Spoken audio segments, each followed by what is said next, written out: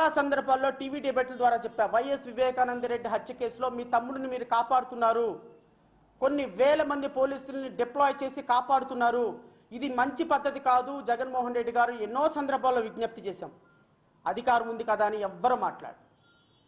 ఈరోజు రాష్ట్రంలో ఇసుకకు సంబంధించి నిరుపేదలు కావచ్చు, సంవత్సరంలో నెలలో కనీసం 10 రోజులు కూడా పని లేని నిరుపేదలు కావచ్చు, కన్స్ట్రక్షన్ రంగం కుదేలేని కారణంగా, రాష్ట్రంలో పరిశ్రమలు లేని కారణంగా, కేవలం డబ్బులు ఇవ్వటం సంక్షేమం మాత్రమే పరిపాలన చేసిన కారణంగా 40% ఓట్లు మీకు వచ్చినాయి. 40% ఓట్లు కూడా మీ సంక్షేమ పథకాలు తీసుకునేవాళ్ళు. But what about rest of the people? ఒక 10th క్లాస్ ఫస్ట్ క్లాస్లో పాస్ అవ్వాలంటే ఇంగ్లీష్లో ఫస్ట్ మార్క్ వస్తే సరిపోదు సార్. సోషల్లో ఫస్ట్ మార్క్ రావాలి, లెక్కల్లో ఫస్ట్ మార్క్ రావాలి, సైన్స్లో ఫస్ట్ మార్క్ రావాలి. పరిపాలనలో మీరు అద్భుతంగా సాధించాలి అంటే ఫస్ట్ మార్క్ రావాలి అంటే ఒక సంక్షేమం ఇస్తే సరిపోదు జగన్మోహన్ రెడ్డి గారని కొన్ని వేల డిబేట్లలో మేము పదే చెప్పాం. ఒక ఫ్యాక్టరీ పెట్టాలన్న ఆలోచన కానీ, అసలు రాజధాని కదిలించాలనే ఆలోచన జగన్మోహన్ రెడ్డి గారి ప్రభుత్వం నెత్తిన నిప్పులు పోసింది. నేను చాలా సందర్భాల్లో చెప్పాం, దయచేసి మీరు 151 సీట్లతో ఏ పరిపాలన చేయకుండా చక్కగా ఇంట్లో బజ్జీ పులిహార తిని కూర్చుంటే 5 సంవత్సరాలు మళ్ళీ 100 సీట్లు వచ్చాయి మీకు.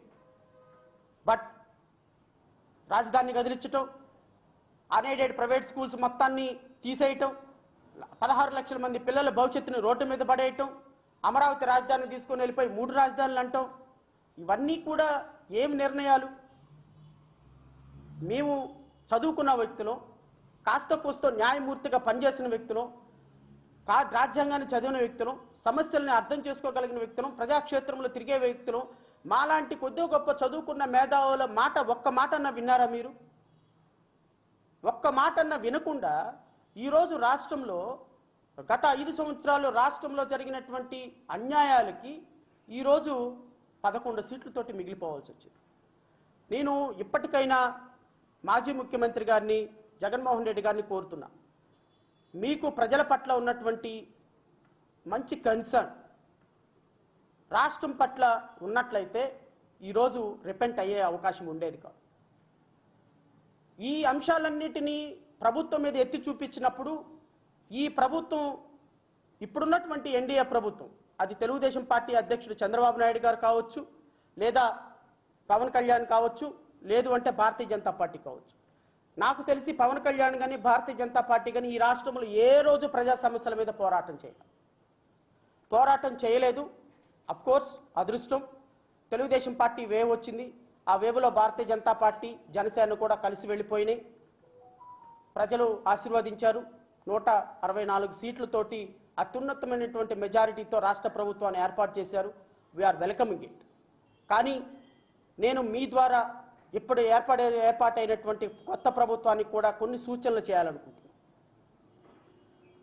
మీరు గత ప్రభుత్వంలో దళితుల మీద దాడులు, దళిత బిడ్డల మీద దాడులు, 237 అత్యంత దుర్మార్గకరమైనటువంటి దళిత బిడ్డల మీద దాడులు చేసినటువంటి, బహుజన బిడ్డల మీద దాడులు చేసినటువంటి, ముస్లిం బిడ్డల మీద దాడి చేసినటువంటి, బలహీన వర్గాల మీద దాడి చేసినటువంటి వ్యక్తుల్ని అరెస్టు చేసి వాళ్ళని శిక్షిస్తామని చెప్పి మాట ఇచ్చి ఈరోజు ప్రభుత్వంలో ఏర్పాటు చేశారు. ప్రతిరోజు మీరు ఏ విధంగా పనిచేస్తున్నారు, ఈ వీళ్ళకి శిక్ష వేయించే విషయంలో మీరు ఏ చర్యలు తీసుకుంటున్నారు అనే దాని మీద మేము వాచ్ డాగ్ లాగా వాచ్ చేస్తూ ఉంటాం. మీరు ఏమాత్రమైనా సరే నిమ్మక నీరెత్తినట్టు కూర్చున్నా, మేము ఏమాత్రమైనా సరే గత ప్రభుత్వంలో చెప్పేశాం కదా, ఇక ఎవడ పట్టించుకోడు కదా, మాకు ఇక ప్రతిపక్షం లేదు కదా, జనసేన మాతోనే ఉంది, భారతీయ జనతా పార్టీ మాతోనే ఉంది, కాంగ్రెస్ పార్టీ మాతోనే ఉంది, ఇక మాకు ఎవరు ప్రతిపక్షం లేరు, మాట్లాడేవాడు ఎవడు లేడు, ఆంధ్రప్రదేశ్ రాష్ట్రంలో ప్రతిపక్షానికి 11 సీట్లు వచ్చినాయి కాబట్టి వాళ్ళ నాయకులు ఎవరు బయటికి రారు, వాళ్ళ నాయకులు ఎవరు డిబేట్లో మాట్లాడరు, వాళ్ళ నాయకులు ఎవరు కేసులు వేయరు, వాళ్ళ నాయకులు ఎవరు ప్రజాక్షేత్రంలో పోరాటం చేయరు అని మీరు అనుకుంటే పప్పులో కాలేసినట్టే. గత ప్రభుత్వంలో ఎంతవరకైతే పోరాటం చేశామో అంతకి రెట్టించిన ఉత్సాహంతో ఎన్డీఏ ప్రభుత్వం మీద పోరాటం చేస్తాము. ఖచ్చితంగా న్యాయ పోరాటం చేస్తాం, ప్రజాక్షేత్రంలో పోరాటం చేస్తాం, రోడ్ల మీదకి వస్తాం, మళ్ళీ ధర్నాలు రాస్తారోకోలు చేస్తాం. మీరు కనుక చెప్పిన పని చేయకపోతే ప్రజాక్షేత్రంలో మీరు ఇచ్చిన హామీలు నెరవేర్చకపోతే ఖచ్చితంగా మీ ప్రభుత్వాన్ని ప్రశ్నించడానికి ఖచ్చితంగా ప్రజాస్వామ్యవాదులుగా మేము ఉంటాం. ఎస్పెషల్లీ మా పార్టీ ఖచ్చితంగా ప్రతిపక్షాలతో కలిసి పోరాటం చేయటానికి, ప్రజా సమస్యల్ని పరిరక్షించే విషయంలో ప్రభుత్వం చేత పని చేయించడానికి గత 5 సంవత్సరాల్లో ఏ పోరాటం చేశామో ఆ పోరాటం రెట్టించిన ఉత్సాహంతో చేయటానికి వీఆర్ రెడీ. ఆంధ్రప్రదేశ్ రాష్ట్ర ప్రజలకి నేను మీ ద్వారా మరొకసారి అప్పీల్ చేస్తున్నా, ఈ ప్రభుత్వానికి కూడా అప్పీల్ చేస్తున్నా.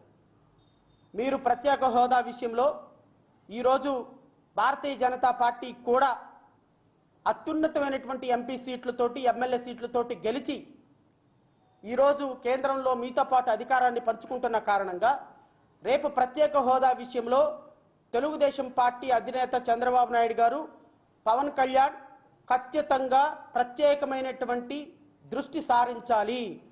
ఈ రాష్ట్రానికి ప్రత్యేక హోదా అనేది అనివార్యం.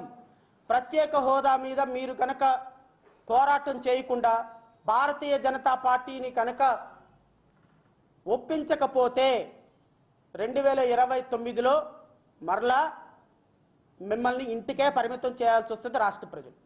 దయచేసి ప్రత్యేక హోదా మీద తెలుగుదేశం పార్టీ, జనసేన ఉమ్మడి కార్యాచరణ ప్రణాళిక రచించి కేంద్ర ప్రభుత్వంతో పాటు అధికారంలో ఉన్న మీరు ఈ రాష్ట్ర ప్రజలకు ప్రత్యేక హోదా మీద ఒక స్పష్టమైనటువంటి అవగాహన, స్పష్టమైనటువంటి ఆలోచనతోటి రాష్ట్రానికి ప్రత్యేక హోదా తెప్పించే బాధ్యత మీ భుజాల మీద ఉందని మాత్రం గుర్తుపెట్టుకోండి.